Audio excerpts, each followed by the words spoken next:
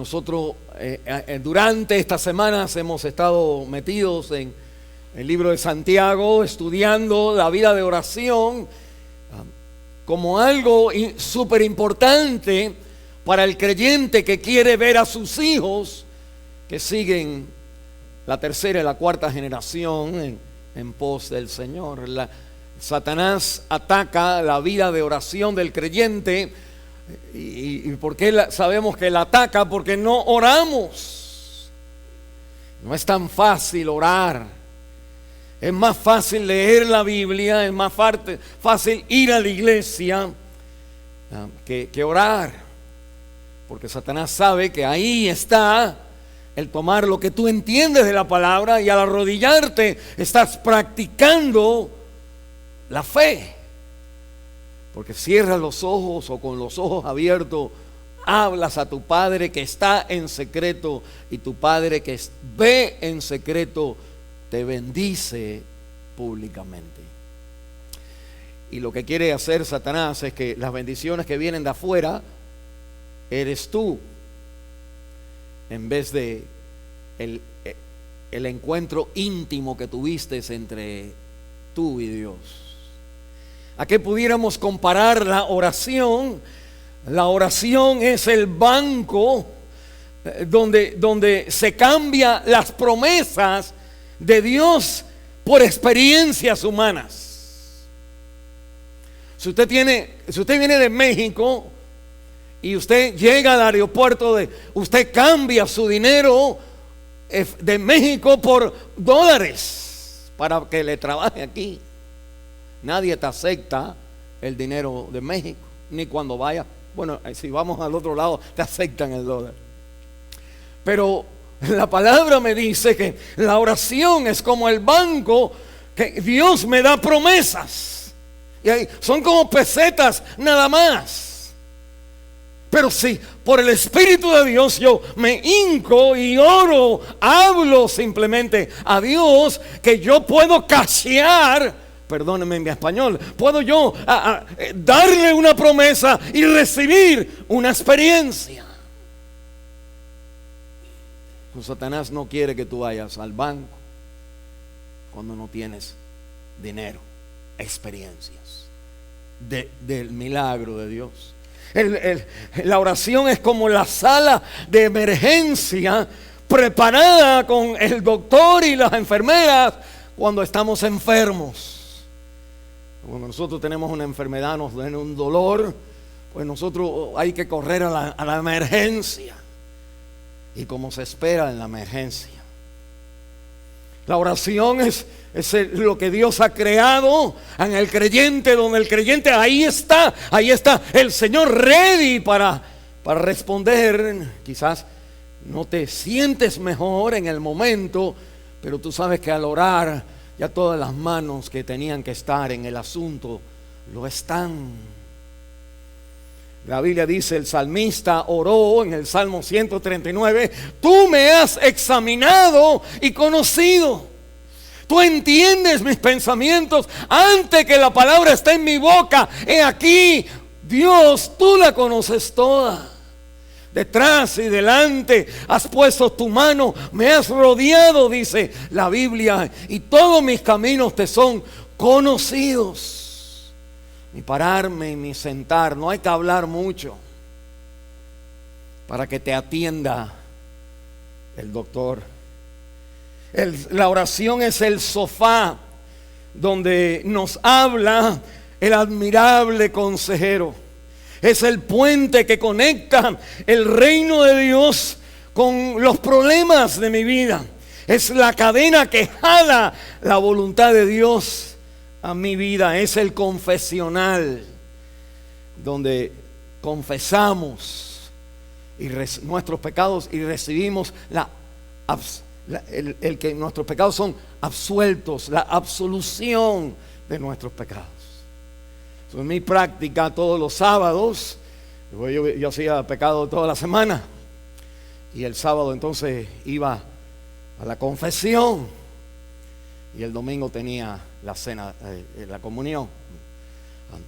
Así me criaron a mí, y aún cuando estaba ya grande, así viví.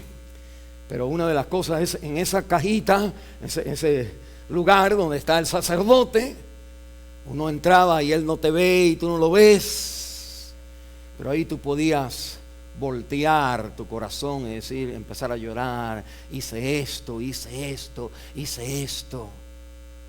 Y el sacerdote te decía algo y te absolvía los pecados. El hombre no puede hacer eso, pero la oración, si confesamos nuestros pecados en oración, Él es fiel, no un mediador, no el pastor, Él es fiel para limpiar nuestros pecados. Dice perdonar nuestros pecados y limpiarnos. No solamente decirte que estás perdonado, sino limpiarte de toda maldad, de toda maldad. ¿Cuánto no la oración necesitamos? Y entrar en ese lugar íntimo donde podemos decir hasta del mal que hemos hecho. La oración es la llave que abre la puerta donde se encuentra el premio mayor. Es la clave de decir, de tres opciones: puerta número 1, puerta número 2, puerta número 3. Y atrás hay una puerta con problemas. El otro tiene, es como hacerte una burla o algo en contra de ti. La otra puerta es una vida, un yate, un bote, unas vacaciones. La oración es la llave que te dice a ti, puerta número 1. Aunque todo el mundo esté aplaudiendo por la puerta número 2 y la puerta número 3. ¿Qué es la oración? La oración es tremendo. La oración es el teléfono rojo en el desk, el trono de Dios. Es como llamar a enseguida al presidente y que suene el teléfono rojo, directa línea, con el que controla todas las luchas y las batallas de este mundo. Es el alarma que hace descender a los ángeles como bomberos a tus incendios. Y la Biblia entonces me dice que es la oración, es la playa donde caminamos con Dios, y es el escondite donde tú te encuentras con tu verdadero amante. Donde ahí tienes tu tiempo más especial con el que más te amó y te ama. La oración es fantástico. Y nosotros entonces pensamos en lo que estamos mirando, es porque entonces no oramos. Y parte de la realidad de Santiago capítulo 3, versículo 13 al capítulo 4, hasta el versículo 10, leímos hasta el 13 y después el 6, es que la oración apunta al evangelio.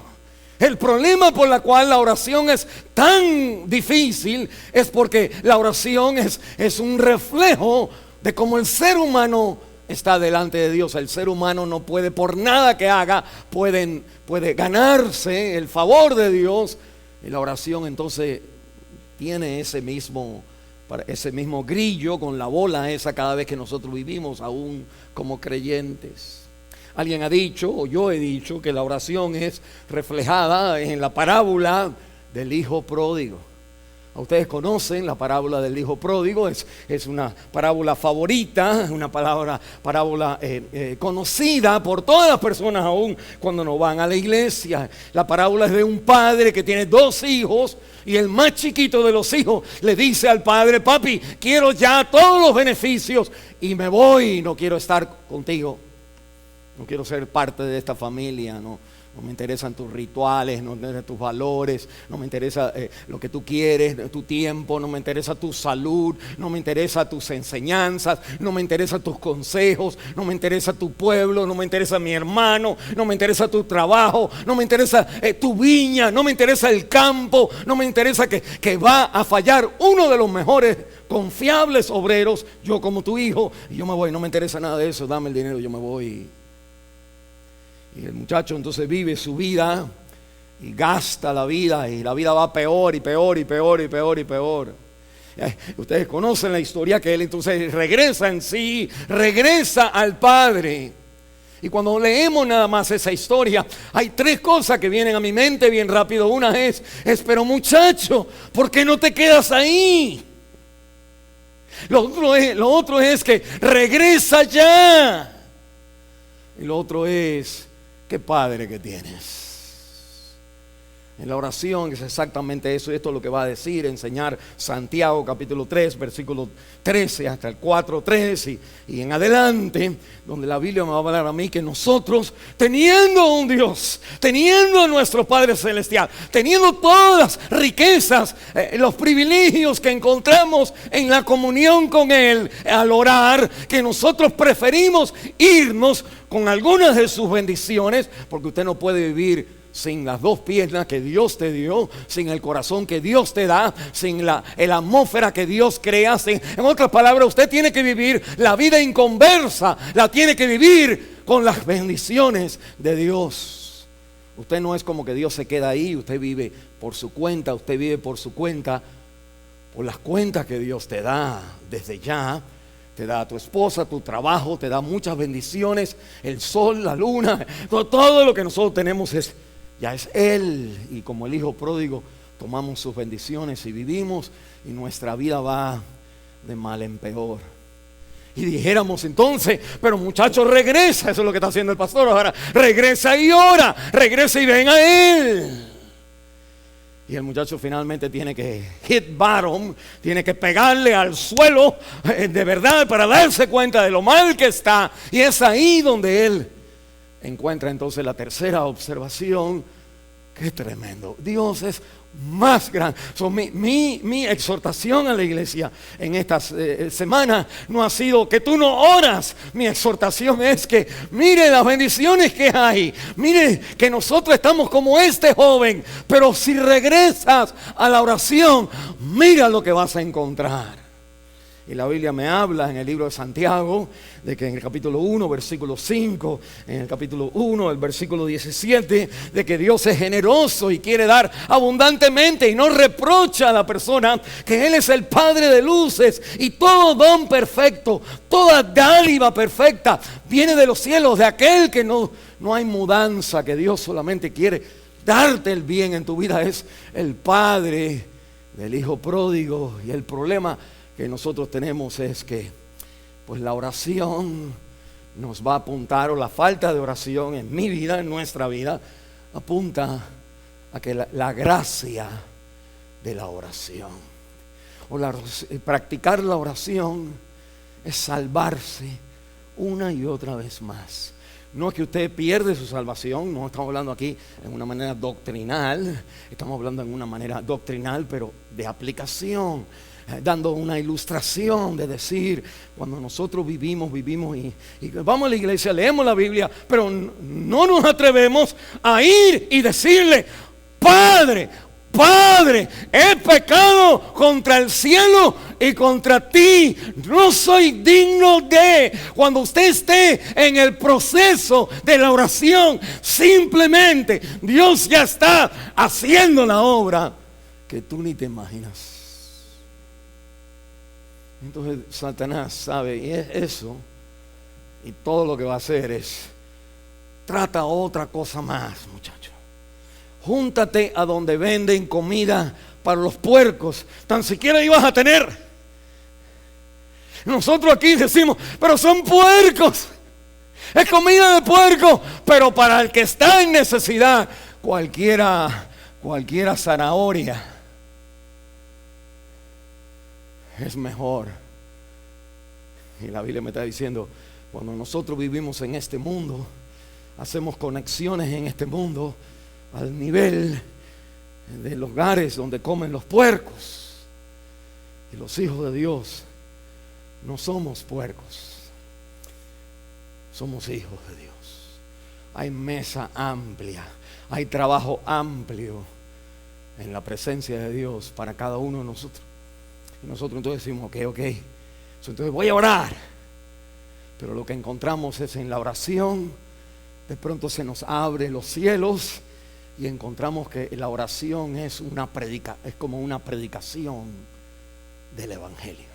Mire por qué hay 4 movimientos, que este capítulo 3, el versículo 13 hasta el 4, del versículo 10, nos habla de la bendición de Dios, nos habla de la caída del ser humano, de por qué ahora nos vamos de su presencia, nos habla de las consecuencias que hay en la vida que no tiene a Cristo, nos habla entonces de la gracia salvadora.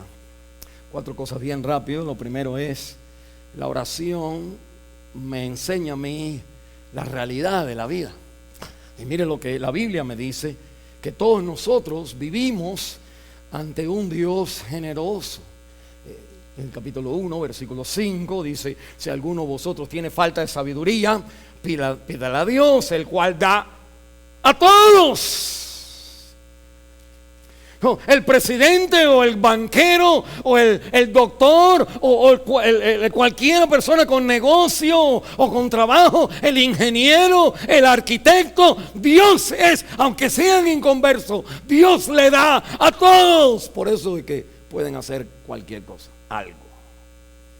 Nosotros, usted y yo, somos como aquel hijo pródigo que vivimos en la casa de Dios. Este universo, esta tierra, este mundo es de Dios. Nuestro cuerpo es creado por Dios del barro y nuestro espíritu es soplado de Dios. No hay gente en este mundo que sea independiente de Dios. Y nosotros entonces vivimos, usted y yo vivimos bajo la sombra de esta casa de nuestro Padre celestial, que hace, dice Jesucristo, dijo que Él hace salir su sol a los buenos y a los malos, a los justos y a los injustos, a los impíos. Es más, que hay veces en este mundo que usted va a ver a personas que no van a la iglesia, que las cosas les salen mejor, y les salen mejor porque Dios ha querido así. No lo trate de copiar, no lo trate de imitar, porque la imitación no es lo que te da, es Dios quien ha querido así. Y la Biblia entonces me enseña a mí que Santiago nos habla del carácter de Dios. En el capítulo 1, versículo 5, me habla de un Dios bondadoso y generoso. En el capítulo 1, versículo 17, me habla de los dones perfectos que vienen de Dios. En el capítulo 2, versículo 1, me dice la Biblia que Dios no discrimina. Él no discrimina a nadie. El pobre, el rico, el necesitado, el que tiene dinero y el que no tiene dinero, vienen ante Él y Él le da a todos como Él quiere, no como nosotros quisiéramos que me dieran igual que aquel. No, Él da a todos como Él quiere. La vida es de Dios, no es de nosotros. Y la Biblia me dice en el capítulo 2, versículo 23, me dice la Biblia que Dios es entonces el quien nos llama amigos. Que la oración entonces es una manera de verla, es estar en la casa, no solamente de tu Padre Celestial, pero qué lindo, hay gente que su papá, cuando muchas veces esto se escucha cuando la persona fallece, que los hijos dicen: hoy ha fallecido mi papá, ha fallecido mi mejor amigo. Y qué tremendo es eso, porque nosotros venimos de culturas donde el papá, pero nosotros no somos amigos de nuestros hijos, y los últimos a quien ellos le dijeran cualquier problema es a nosotros los padres. Y la Biblia me está diciendo, en el caso con Dios, el hijo pródigo más chiquito era al igual que el hijo pródigo más grande, y tenía intimidad y le partió el corazón al Padre. Nosotros en este mundo, Dios en todo lo que Él quiere bendecir, pues nosotros tenemos esa intimidad que Él quiere bendecir, pero ese es Dios, esa es la realidad. Esa es la primera parte del Evangelio. La primera parte del Evangelio es cuando tú y yo vamos a orar, porque la oración está explicándonos el Evangelio, que usted cuando va a cerrar sus ojos, va a juntar sus manos y va entonces a hablar. Usted va a hablarle a Dios, usted va a hablarle al Creador. En otras palabras, la oración es estar en la casa de Dios, como el muchachito el hijo pródigo pequeño estaba. el segundo paso.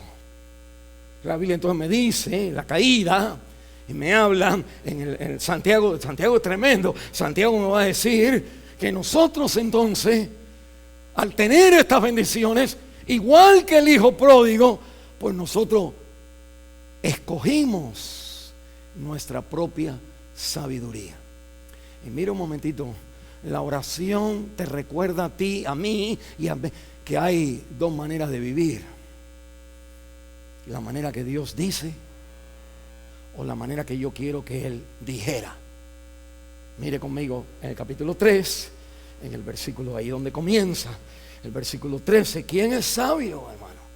Dice: ¿quién es sabio y entendido entre vosotros? Muestre por la buena conducta, no por las grandes dinero, sino por la buena conducta, sus obras en sabia mansedumbre. Y nos habla entonces de dos sabidurías. Me habla de versículo 14. Dice que si tenéis celos amargos, contención en el corazón, no os jactéis, no mientas contra la verdad, porque esta sabiduría, versículo 15, no es la sabiduría de lo alto. Y ahora mire, dice la Biblia, el versículo 13, pero la sabiduría que es de Dios, de lo alto, es primeramente, mire cómo puede ser una vida. Una vida cuando en oración vivimos bajo la bendición de Dios. Versículo 17, es primeramente pura. Es segundamente, dice, pacífica. Es amable. Es benigna, llena de misericordia y de buenos frutos, sin incertidumbre ni hipocresía. ¿Saben por qué? No hay que ser hipócrita. ¿Por qué? Porque tú puedes hablar con tu papá y tu papá sabe entonces todo lo que, las cosas que estamos haciendo bien y las cosas que estamos haciendo mal. Pero la Biblia entonces me habla de dos sabidurías: de la sabiduría terrenal, de la sabiduría celestial, la que está en la tierra y la que viene del cielo. Y mire, la Biblia me va a decir que en la gracia de Dios, el evangelio de Dios, es reconocer que yo vivo, he estado, este mundo es solamente un mundo de Dios. Pero segundo, que yo he tomado la decisión de seguir mi sabiduría en vez de su sabiduría. Y nosotros entonces podemos decir: ¿cómo yo sé? ¿Cómo yo sé? A ver, hermano, ¿cómo yo sé que yo seguí mi sabiduría y no la sabiduría de Dios? Y la Biblia me dice: primeramente, mira adentro de ti. Versículo 14, 3:14. Si tenéis, ¿qué es lo que tú tienes? Si tenéis celos amargos. El otro comenzó, el otro, pero el otro tiene una casa, pero el otro, pero yo tengo esto. En otras palabras, la vida sin Dios es una vida donde hay lucha adentro de mí. Todo lo que yo veo es ahora una razón por la cual tengo que pedirle a Dios por algo para tener lo mismo que la otra persona. Y empiezo a notar que, mira, la hermana que está con su esposo, está con su familia, y todos los niños están sentados sin moverse. Y usted dice: pues mi esposo no quiere venir y mi niño está en otro lugar y el que está aquí es tremendo. Y la idea que no hay nada malo con eso, pero lo que estamos diciendo es que la evidencia de la sabiduría de Dios, de la casa de Dios, y la evidencia que tú y yo somos como hijos pródigos en el aspecto de la oración, es que adentro, capítulo 3, versículo 14, hay contención en vuestro corazón. Cuando usted va a la iglesia, no es para bien, es para decir: no voy más a ese lugar. El problema no es la iglesia, el problema es una evidencia de que mi corazón ha estado orando. La Biblia va a decir: pedís pero no recibís porque pides mal. Es una manifestación de que no he estado yo en la casa de mi Padre. He estado haciendo mis propias decisiones. Mire, la persona, cuando el hijo pródigo, estoy dando la ilustración del hijo pródigo para ponerle un poquito de carne, un poquito de cuento, para decirlo así, a lo que estamos leyendo aquí en blanco y negro. El muchacho, cuando se va del papá, está bien contento. Las 3 cuadras primeras y la primera milla y el primer año, pues él va bien. Hasta que de pronto va a un trabajo donde le va bien, pero ahora pierde el trabajo y ahora encuentra otro trabajo y la cosa es un poquito peor. Antes, en el primer trabajo, pues yo era profesional. Ahora en este trabajo tengo que limpiar el piso. Y empiezo a ver en mi corazón un resentimiento contra mi propia vida, porque yo soy algo, porque el muchacho joven él sabe que él ha vivido con el Rey de Reyes, él ha vivido con el Padre Celestial, con el papá del hijo pródigo. Ahí hay de todo, pero él ahora, al venir al mundo, experimenta que es difícil la cosa. Y que para decirlo así, el dinero que tiene mi papá no se gana tan fácil. Pero él sigue tomando las decisiones hasta enojarse en donde está, e ir entonces a un lugar peor, pero como decir, pues yo tomo este trabajo porque necesito el trabajo este. Es nada más que el Señor dice, el trabajo ese afuera decía, feeding pigs, dando de comer a los cerdos. Y lo que me está diciendo la palabra de Dios es, ¿cómo yo sé que estoy comiendo comida de cerdo? La pregunta de Santiago es tremenda. Santiago me dice, ¿cómo está tu corazón? ¿Cómo están los movimientos de aquí? Celo, de amargura, dice la Biblia, de contención, versículo 14. No mintáis, de mentira. Y la Biblia entonces me enseña a mí que la oración, la gracia de la oración, es que te revela lo que el Evangelio viene a hacer. Viene a decirte, tú y yo somos hijos de un Padre perfecto. ¿Y por qué estoy así? Porque hemos tomado la decisión de la sabiduría terrenal, animal, diabólica. Y dice la Biblia, pues, donde hay celos, mire el versículo 16, donde hay celos y contención, allí hay perturbación y toda obra perversa.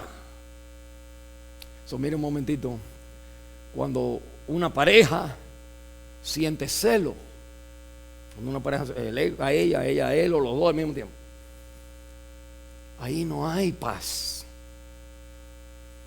Aunque nadie está haciendo nada malo, es porque el mundo, lo mejor que te da el mundo, lo que mejor que te puede dar, es siempre comida a los puercos. Y entonces hay esa duda de que él llegó tarde, él llegó temprano, o ella ahí está, y como que hay, y eso se revela no en decir, mami, papi, estás con otro, con otra, no, se revela en que en la pelea. Nadie habla de lo que en verdad hay, sino se habla de cómo uno se siente, y empieza entonces a salir estos problemas. Pero porque hay contención, celos, amargura en el corazón. Miren, más adelante dice la Biblia que dice la palabra de Dios, versículo 2, 4, 2, codiciáis y no tenéis, matáis y ardéis de envidia. Codiciáis quiere decir quiero algo, y dice y no lo tengo, y después entonces uno como que hace algo que tiene que hacer malo para alcanzar lo que quería, pero al tenerlo pues todavía no lo tengo. Y lo que me está diciendo la Biblia es que una de las manifestaciones de un corazón que se ha ido de la casa del Padre y que vivimos en nuestra propia sabiduría, es un corazón que nunca está satisfecho donde está. Pues este apartamento no tiene 2 cuartos, Y este país quizás necesite usted no 2 cuartos, 3 cuartos ahí, pero es como que hay algo y vivimos aquí, y por qué no vamos acá, y por qué no compramos esto, y por qué no tenemos, es como que siempre hay una picazón de tener un puesto más, un trabajo más dinero, más. Y el problema no es tener más dinero, el problema es que más dinero no te va a satisfacer, es lo que estamos diciendo. Que todo lo puedo en Cristo que me fortalece, es el contexto de una vida que dice sé vivir cuando tengo mucho y cuando no tengo nada. Es cuando me da contentamiento con lo que tengo. Y no hay nada malo con progresar y seguir adelante, porque Dios quiere prosperarnos también, pero no quiere que su prosperidad se convierta en un ídolo. Donde Dios ahora, mire, ustedes quizás han ido al juez, le dan un ticket o algo, y el juez está aquí sentado en su ¿cómo se dice? En su lugar, en su cosita arriba, donde tiene su, ¿cómo se dice? Escritorio. Ahí parece, está más alto que todo el mundo. Y todavía venimos nosotros, los que le están dando el ticket, y nosotros nos paramos ahí, viene uno aquí, viene el otro aquí, y el hombre está más arriba que nosotros. Y nosotros entonces decimos, ay, pues yo no fui. Y él entonces escucha la conversación, y después, ¿cómo te llamas tú? Y, ok, ¡boom! Te da la sentencia. Pague ahí. A no ser que vienen y te llevan, entonces. Pero pague ahí. Y usted tiene que pagar. El gobierno no le interesa sus emociones. Y sus emociones, ¿saben lo que son? Que me llevé la luz roja cuando no tenía que. Venía distraído, venía pensando, venía enojado, en otras palabras, las emociones son un síntoma de mala sabiduría. Mire un momentito, Dios es el que determina.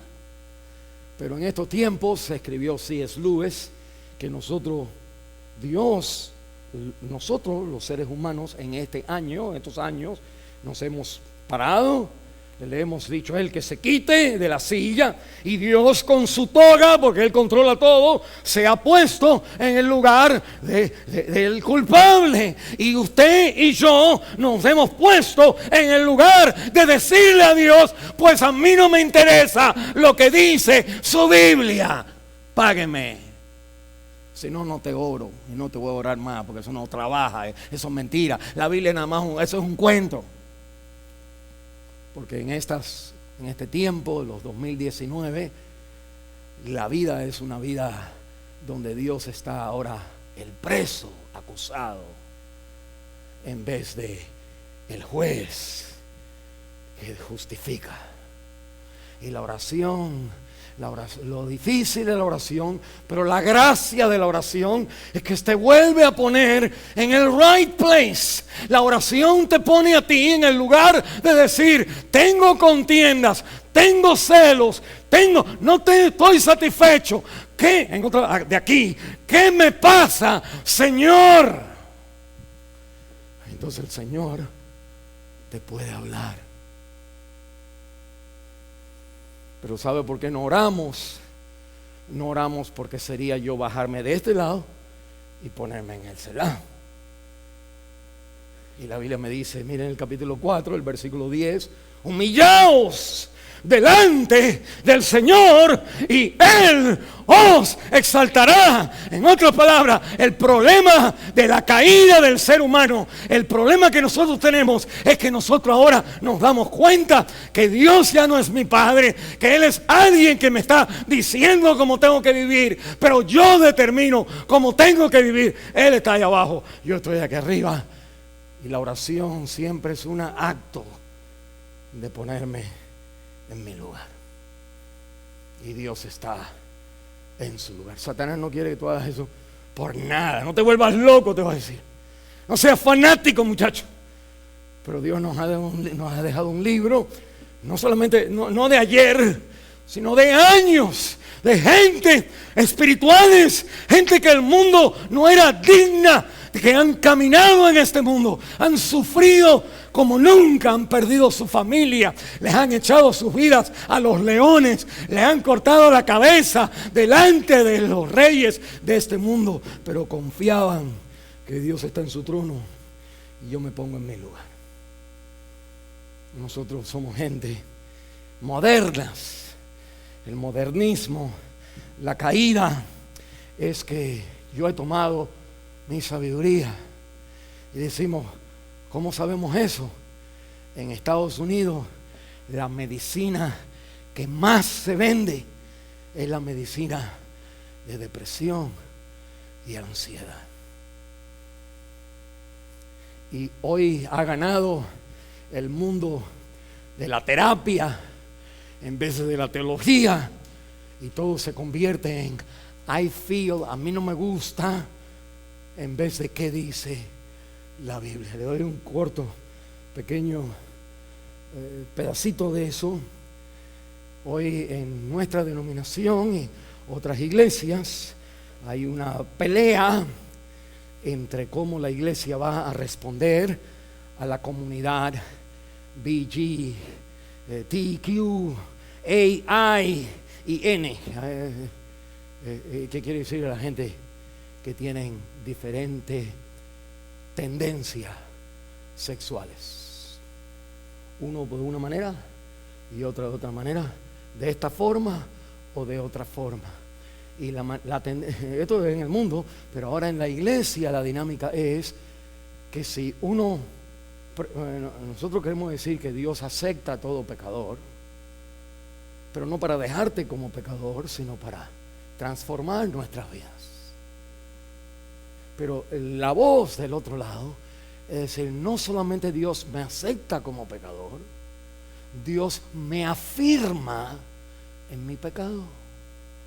Nosotros como hispanos decimos, no way. Pero hay muchos otros pecados. El no ir a la iglesia, el no orar, el hablar mal de otro, miles de cosas que yo entonces digo también, Dios está conmigo cuando yo hablo mal del otro. Dios me afirma en lo que yo estoy, y la Biblia me está diciendo, no, en la oración nosotros entendemos que nosotros nos ponemos a los pies de Dios, porque si no seguimos con la contención en el corazón. Déjeme darle un test por si usted oró o no oró. Cuando usted ora, usted se despierta de la oración, Cuando usted se levanta de la oración, usted entonces ya no le molesta lo que está haciendo con usted. Y un momentito usted ya no le molesta. ¿Y por qué es un momentito? Porque al poquito rato cargamos otra vez el problema. Pero la parte de la oración es que ya no importa lo que haga la persona o lo que te diga, uno llega al perdón al orar. Porque ese es el Dios quien tú oras. Si no eres tú inventando un rezo y le pones la palabra a Dios ahí nada más. Bueno, cuando nosotros oramos y no estamos orando, bueno, nosotros decimos fulanito, menganito, y cuando te paras y suena el teléfono, dile que no estoy, ¿no? Y sigue la cosa. Sigue la lucha.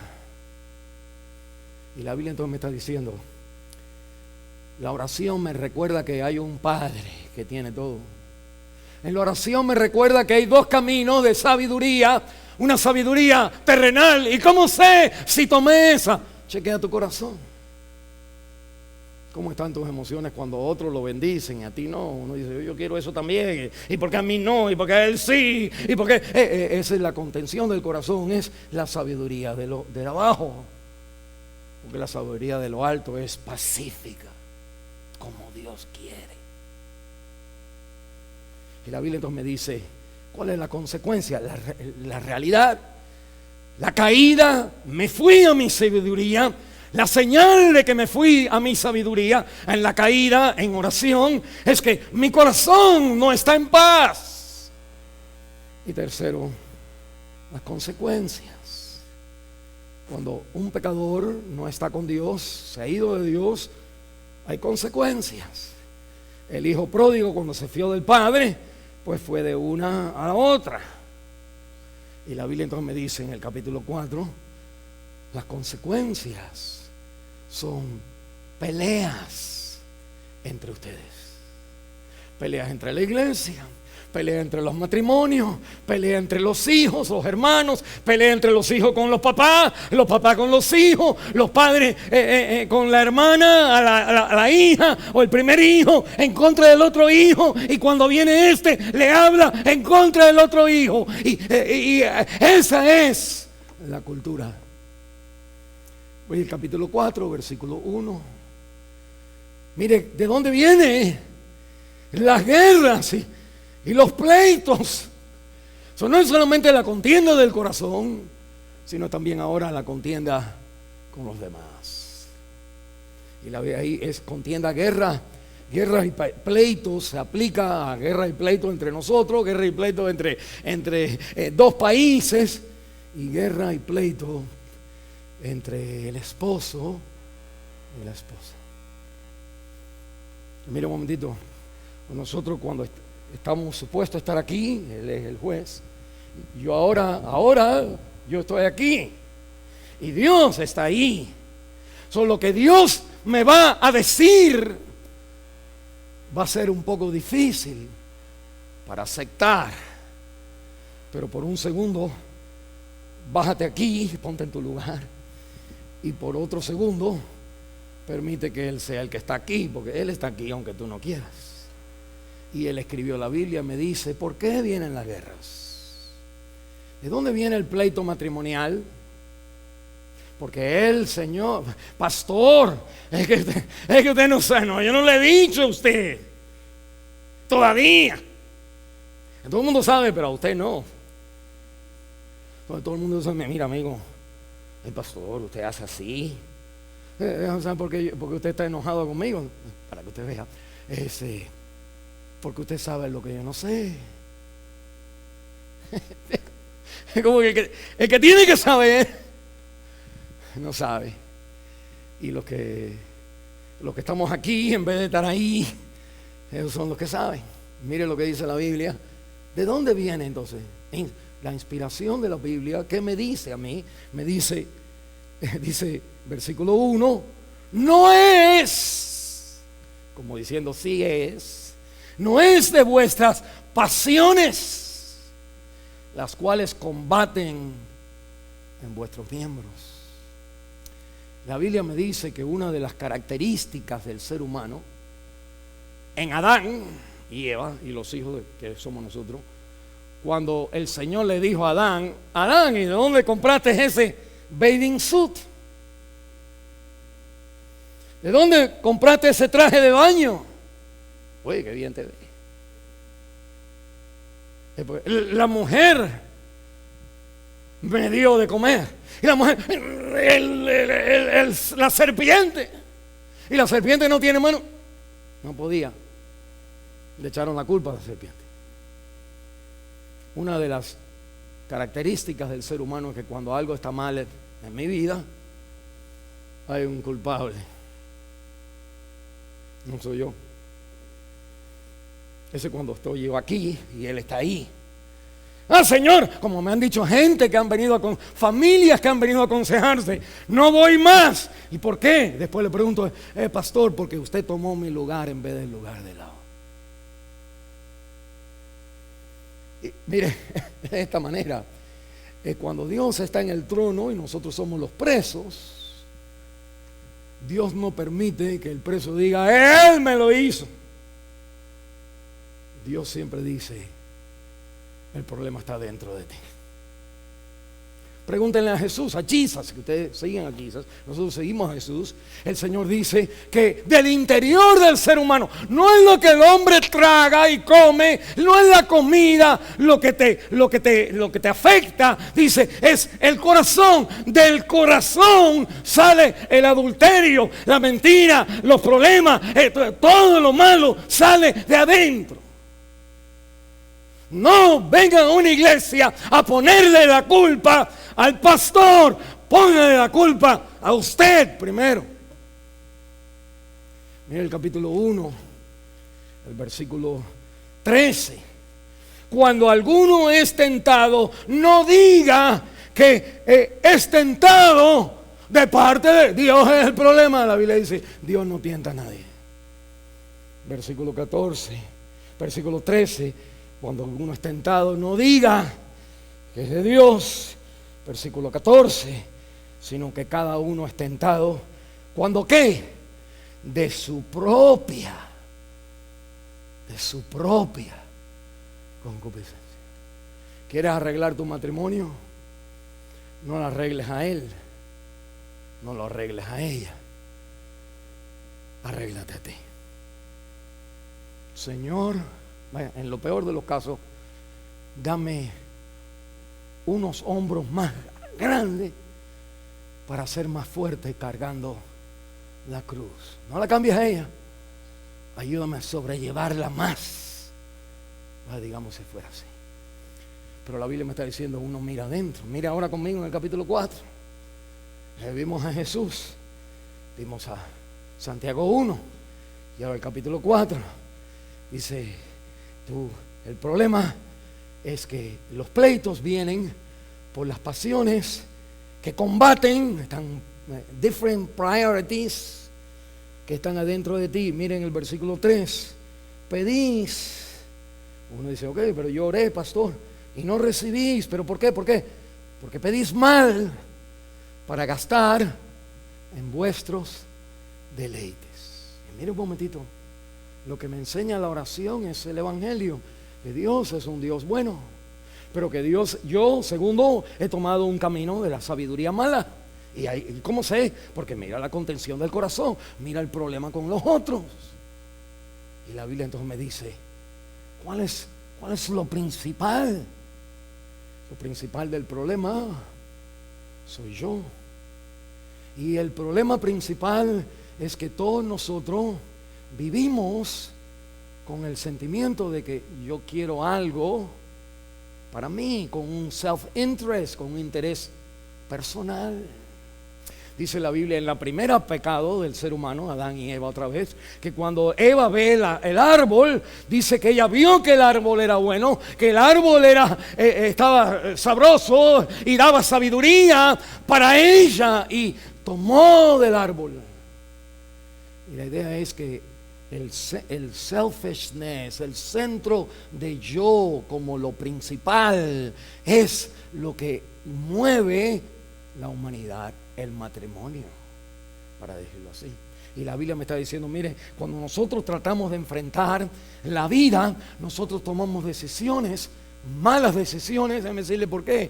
Tomamos mala sabiduría, y tomamos mala sabiduría porque siempre optamos por aquello que me va a convenir más, en vez de la obediencia a que la sabiduría de Dios. Nuestros problemas hoy ya como adultos, son las respuestas, las soluciones de cuando éramos más jóvenes. Las soluciones de cuando jóvenes.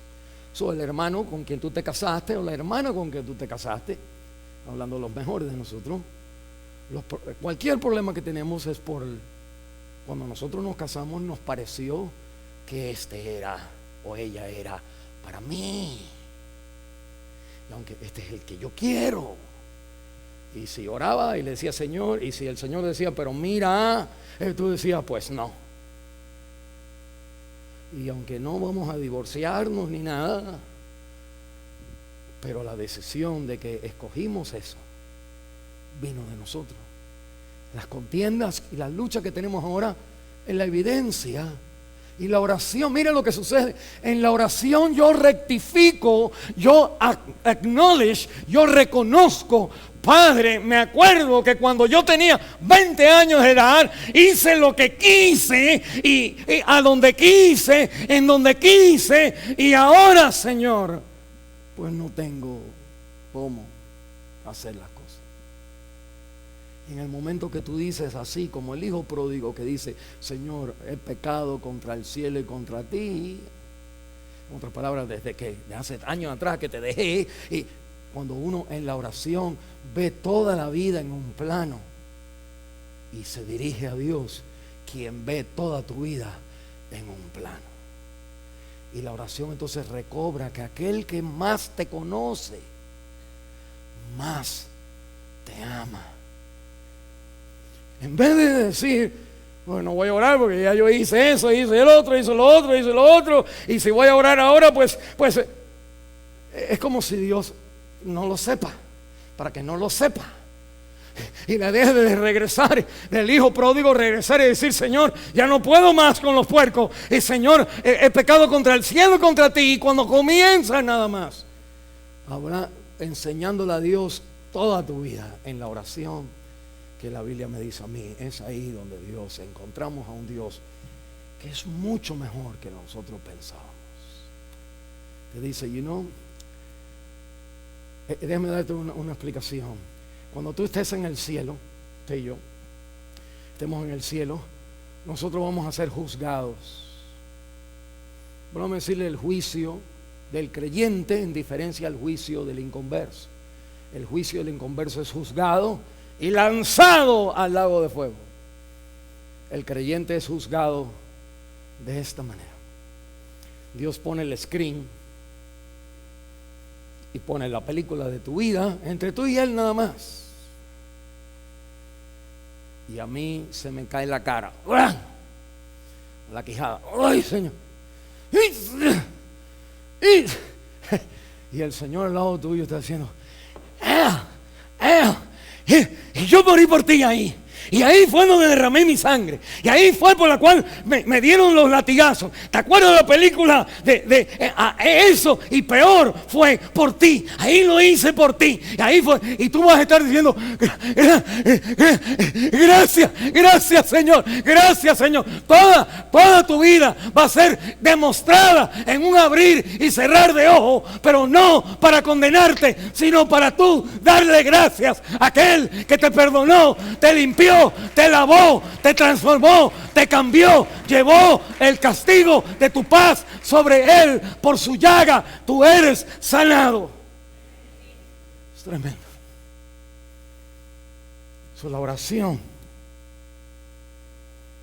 te lleva en el versículo 6, pero él da mayor gracia. Donde nosotros nos damos cuenta que Dios es el que me ha bendecido, y mira cómo le pagué. Me fui en mi sabiduría, pero mira mis problemas, por las contenciones que hay en la gente, los problemas. Me dice la Biblia, porque siempre he vivido para mí, siempre he tomado decisiones para mí.